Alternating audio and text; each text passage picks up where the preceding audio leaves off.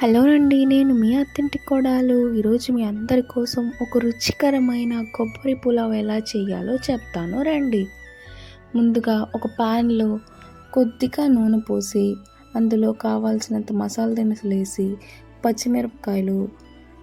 పచ్చిమిర్చి ఫ్రై అయ్యాక 2 స్పూన్ల అల్లం వెల్లుల్లి పేస్టు, 1 కప్పు టమాటాలు, కావాల్సినంత ఉప్పు, కొద్దిగా కొత్తిమీర, 1 స్పూన్ ధనియాల పొడి వేసి బాగా కలుపుకోండి. ఇప్పుడు ఇందులోకి 2 గ్లాసుల కొబ్బరి పాలు, 2.5 గ్లాసుల మంచినీళ్ళు పోసి 1/2 స్పూన్ మిరియాలు దంచి ఇందులోకి వేసుకోండి. నీళ్లు తెల్లువచ్చాక మనం నానబెట్టుకున్న 3 గ్లాసుల బియ్యాన్ని ఇందులోకి వేసి బాగా కలిపి మూత పెట్టేసుకోండి. ఈ విధంగా బియ్యం 80% కుక్ అయ్యాక 7 నిమిషాల పాటు దమ్ పెట్టి దించేసుకోండి. అంతే, కొబ్బరి పులావ్ రెడీ. ట్రై చేయండి, బాగుంటుంది.